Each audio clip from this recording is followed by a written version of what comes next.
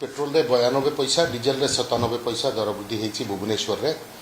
एवं जदि देखा 15 तारिख ठू आज भितर ये तृतीय थर दर वृद्धि होती जोटा कि पेट्रोल रे 5 टंका 7 पैसा एवं डीजेल रे 5 टंका 12 पैसा भुवनेश्वर प्राइस अनुसार आ दर वृद्धि कारण तो बहुत स्पष्ट जे मध्यप्राच्य युद्ध जेबेठू आरंभ है असहित तैल दर आम देखिले जे $70 रु बढ़िकी $150 पर्यंत जाई आज 113-114 रे रही। तो भारत किणुवा तेल जोटा कि मध्यप्राच्य अधिका किरी किणुला सेटा बहु मात्रा रे इम्पैक्टेड है भारत को अन्य देश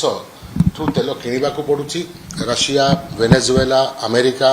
साउथ अफ्रिका एभली देश गुड़ाक तेल किणा पड़ुछि एवं तेल परिवहन महंगा हो जाइछि जो बाटरे आम 7 दिन रे तेल पाउतले मध्यप्राच्य बाटरे एबे आमको साउथ अफ्रिका देकी केप ऑफ गुड होप देकी आनिया को पड़ुछि जोटा कि आउरी अधिका 15 दिन लागुछि। युद्ध परिस्थिति जोगु इंश्योरेंस रो दाम तेल परिवहन रे बहु मात्रा रे बढ़ी जाइछि। सो तैल कंपनी को देखा गले 30 टंका प्रति लिटर पेट्रोल 75 रु 80 टंका प्रति लिटर डीजेल रे हानि सहिबाकू पड़ुथिला एवं किछि आंकलन अनुसार ऑलरेडी ए 3टा राष्ट्रायत्त तैल कंपनी माने हाराहारी 50,000 कोटी टंका এই যুদ্ধ আরম্ভ হওয়া দিনঠু আজ পর্যন্ত হরাই সারিছন্তি দর বৃদ্ধি ন করিকি তা সত্ত্বে কেন্দ্র সরকার উৎপাদ শুল্ক মধ্য 10 টঙ্কা প্রতি লিটার হ্রাস করেছিলেন হেলে মধ্য তৈল কোম্পানিଙ୍କର অহেতুক হানি যেতବେଳେ ହେଇଛି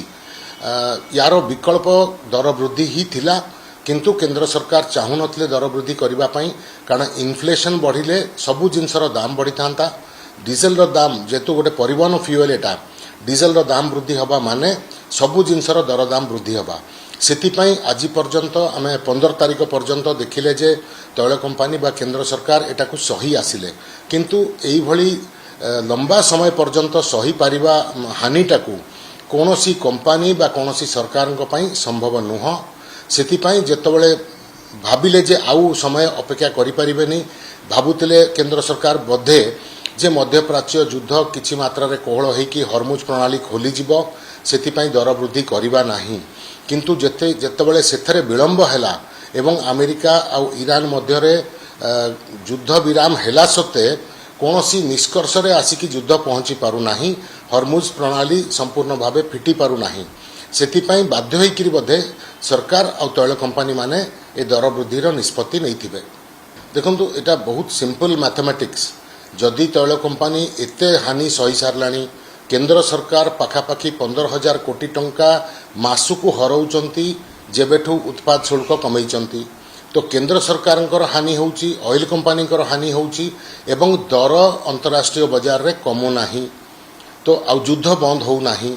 तार अर्थ ही गोटिए जे तैल कंपनी अहेतुक हानि को कम करबा पई कारण तैल कंपनी को भी जदि तेल किणिकी आनिकी आमको जोगाण करिवार अछि ताले तांका पाखरे पैसा थिबा दरकार एभली बड़ अमाउंट जदि से प्रतिदिन 1000 कोटी टंकार जहाँ आंकलन करा जायछि तैल कंपनी हानि होउछि